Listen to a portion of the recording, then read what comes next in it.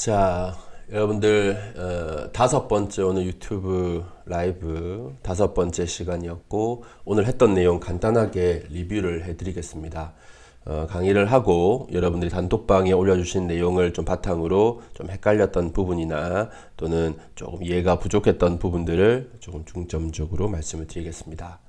자, 중둔근이라고 하는 근육을 이야기를 했고 중둔근은 측면에 위치한다. 일리움과 GT, 대퇴 대전자를 연결하는 옆쪽 근육이고 이 근육은 힙, abduction, 다리를 벌리고 골반을 안정화시키는 역할을 한다라고 말씀을 드렸습니다. 그리고 이 근육은 앞쪽과 뒤쪽을 구분해서 이야기하면 더 좋겠다. 그래서 앞쪽 섬유와 뒤쪽 섬유의 역할이 다르다라는 말씀을 드렸습니다. 앞쪽 섬유의 역할은 플렉션, 인터널 로테이션, 그리고 뒤쪽 섬유의 역할은 extension, external rotation을 한다라고 그 위치에 따라서 기능이 결정된다라는 관점에서 말씀을 드렸습니다. 그래서 우리가 흔히 하는 clamshell exercise라고 하는 동작이 중둔근의 후부 섬유를 강화시키는 동작이다라고 이야기할 수 있고 이 clamshell exercise에서 몇 가지 체크 포인트가 있다. 골반이 뒤로 넘어가서는 안 되고 고관절의 각도가 몇 도, 뒤꿈치를 축으로 움직여야지 대퇴골의 외회전이 동반된다 등등 제가 말씀드렸던 부분을 잘 기억해서 정리해 보시면 좋을 것 같습니다. GMAD라고 하는 중둔근과 함께 여러분들은 같은 역할을 하는 힙 abductor 근육인 TFL, 텐서 파사 라타라는 근육도 알고 계셔야 됩니다. 이 근육은 ASIS, 골반의 ASIS에서 시작해서 그리고 장경인대 끝나는 근육으로 TFL과 IT 밴드라는 그 인대를 연결하는 아주 긴 근육이라고 볼 수 있습니다. 이 근육은 TFL이라는 근육 자체가 장경인대를 더 긴장시킬 수도 있고 ASIS에서 시작하기 때문에 골반을 앞쪽으로 기울이는 역할을 할 수도 있습니다. 그리고 힙 조인트 관점에서는 앞쪽에 위치하니까 외전도 하지만 굴곡과 내회전 역할을 한다 라고 해서 중둔근의 앞쪽 섬유와 TFL은 연결되어 있고 기능이 겹친다라고 말씀을 드렸습니다.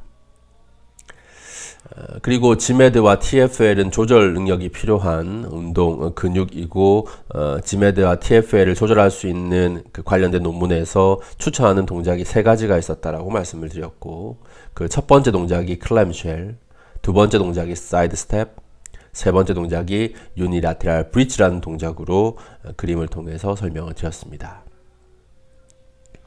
그리고 이러한 TFL이라나 IT 밴드의 단축성 긴장이 장경인대, 마찰, 증후군으로 이어질 수 있고 그리고 오다리, 우리가 제니바름, 내반슬, 제니발금, 외반슬이라고 하는 OX 다리와 이 관련성에 대해서도 소저시대 유나이 다리를 가지고 이야기를 했습니다.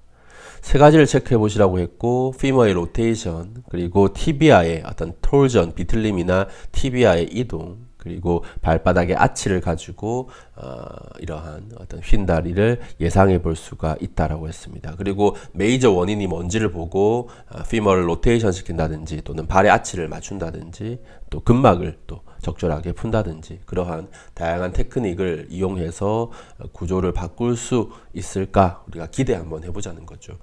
기능 전문가이기 때문에 우리는 구조를 바꿀 수는 없습니다. 기능을 조절해서 구조를 조금 이제 교정하는 쪽으로 방향을 잡고 말 그대로 기대하자는 거죠. 그리고 이러한 관련된 부분에서 제가 논문을 소개해 드렸는데 국내 의사 선생님들의 논문이었고 반월 연골판이 우리나라와 일본에서 미국보다 훨씬 더 5배까지 손상이 많다라는 이야기로 제가 좌식 생활을 언급했고 그리고 피머의 로테이션의 각도가 되게 크다라는 것도 조금 예상이 된다라고 말씀을 주셨습니다. 그리고 구조적인 문제였던 콕사 바라와 콕사 발가에 대해서도 알고 있어야 된다. 콕사 바라는 대퇴 골두와 대퇴 몸통 간의 각도가 정상이 한 125도 정도가 되는데 콕사 바라는 각도가 더 좁다라는 거고 콕사 발가는 각도가 더 크다라는 겁니다. 이것 때문에 고관절이 과내전되어서 X다리로 갈 수가 있고 고관절이 과외전되어서 O다리로 갈 수가 있다라는 회전 관점이 아닌 대퇴 골두와 대퇴 몸통의 대퇴 목의 각도를 가지고 말씀을 드렸습니다. 그리고 이어서 쿼드라투스 룸보름이라고 하는 요방형근에 대해서 말씀을 드렸고, 일리아 크레스트 뒤쪽에서 늑골 마지막 요추 연결되는 근육이라고 이야기했습니다. 이 근육은 짧아진 쪽에서 골반이 올라가거나 짧아진 쪽에서 몸통이 한쪽으로 기울어지는 그런 현상이 많기 때문에 체형 파트에서 유독 강조하고 있습니다. 그리고 이러한 QL 요방형근이라고 하는 근육은 횡격막의 요추 파트와 근막 연결성이 있기 때문에 우리는 호흡 트레이닝을 할 때 이 쿼드라투스 룸보름이라는 근육을 주의해서 살펴봐야 된다고 말씀을 드렸고, 그리고 스콜리오시스라는 척추 측만증 환자나 회원들에게도 볼록하고 오목한 부분에 따라서 뼈에 볼록하고 오목한 컨벡스 컨케이브에 따라서 근육의 불균형이 생길 수 있다는 관점도 언급해 드렸습니다. 힙 abduction movement 패턴이라고 하는 테스트에 대해서도 말씀을 드렸고, 얀다가 이야기했던 그런 패턴, 움직임 패턴입니다. 다리를 옆으로 벌리는 힙 abduction 동작을 시켜보면 플렉션과 인터널 로테이션이 우세한 사람도 있고, 그리고 힙 하이크가 우세한 사람도 있다라고 말씀을 드렸습니다. 플렉션과 인터널 로테이션의 어떤 동작이 보상을 한다면 우리가 지메드보다는 TFL, 대퇴근막 장근이 우세하다라고 볼 수 있고, 골반 위로 올라가는 힙 하이크라는 동작이 동반이 된다면 QL, 요방형근이 지메드에 비해서 우세하다라고 이야기할 수 있다라고 설명을 했습니다. 그리고 대퇴사두근, 쿼드리셉스라고 하는 대퇴사두근에 대해서 말씀을 드렸고, 장요근 파트에서 복근과 이야기했을 때는 힙 플렉서 관점에서 AIIS에 붙는 렉투스 페모리스, 대퇴의 직근을 강조했던 반면에 지금 무릎 파트에서는 바스투스 메디알리스 오블릭이라고 하는 내측 광근의 관점에서 설명을 해드렸습니다. 그리고 많은 학자들 사이에서 이견이 있는 VMO가 중요한지 지메드가 중요한지, 파텔라 페모랄 페인 신드롬을 가진 무릎 환자들에게 내측 광근의 역할이 중요한지 중둔근의 역할이 중요한지에 대한 논란의 이야기도 세 가지씩 예를 들어서 해드렸습니다. 그리고 스냅핑 힙 신드롬이라고 하는 이러한 고관절에서 발생하는 불필요한 소리를 잡는 원인, 그리고 근육 불균형에 대해서도 라테랄 파트, 익스터널 스냅핑, 앞쪽, 안쪽 파트, 인터널 스냅핑, 뒤쪽 파트, 포스테리어 스냅핑 관점에서 근육 불균형을 소개해드렸고, 8가지 근육을 맞추신 우리 선생님에게 리커버링 한 세트를 선물로 드린다고 또 유도를 했었죠. 그리고 슬와근이라고 하는 오금근에 대해서도 여러분이 알고 계시면 좋다라고 했었고, 대퇴 외측에서 경골 내측에 붙는 근육으로, 이 근육은 스크류홈 메커니즘이라고 하는 무릎을 쫙 폈을 때 열쇠처럼 안쪽으로 돌려서 무릎의 굽힘을 유도하는 동작, 유도하는 근육으로 소개해 드렸습니다. 그리고 이러한 락킹 포지션, 스크류홈 메커니즘처럼 무릎을 쫙 펼 때의 포지션이 경골과 대퇴골의 관점에서 다르게 여러분이 해석될 수가 있고, 그게 OKC와 CKC의 관점인데, 체중을 실지 않은 지금 저처럼 앉아있는 자세에서 대퇴골이 고정되어 있죠. 그러면 경골이 움직일 겁니다. 어떻게 해요? 익스터널 로테이션 하면서 잠기게 될 거예요. 그리고 서 있을 때, 서게 되면 뭐가 고정되죠? 티비아 경골이 고정이 되죠. 그러면 피머가 인터널 로테이션 되면서 잠길 겁니다. 그런 잠김에 대한 기전을 여러분이 조금 이해를 하시고, 이러한 내용이 뉴만의 키네솔로지라는 자료에서, 책에서 볼 수 있다라고 책 소개도 해드렸습니다.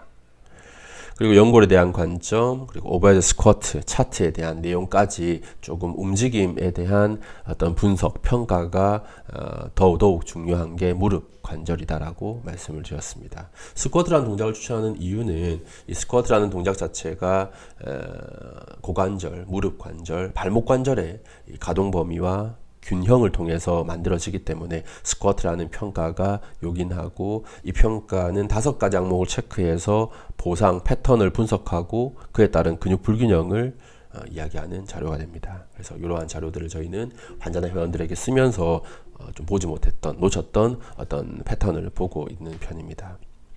마지막 제가 이야기했던 것은 그 책에서 제가 소개해드렸던 문구였는데, 천천히 간다고 걱정할 필요는 없다.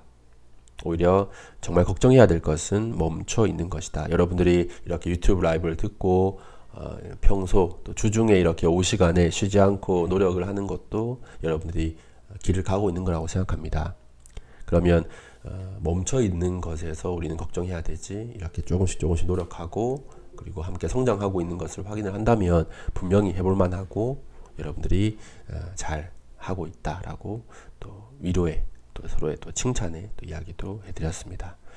아무튼 5번째 에피소드까지 무탈하게 왔고, 앞으로 6번째, 7번째 이렇게 에피소드를 잘 준비해서 여러분에게 도움이 되는 컨텐츠로 보답하도록 하겠습니다. 오늘 멜론 같은 느낌, 고추냉이 아니고 멜론 같은 느낌으로 여러분들과 100분 동안 너무나 즐거웠고 오늘 되게 흥미로웠던 시간이었던 것 같습니다. 감사합니다. 또 에피소드 6에서 뵙도록 하겠습니다. 감사합니다.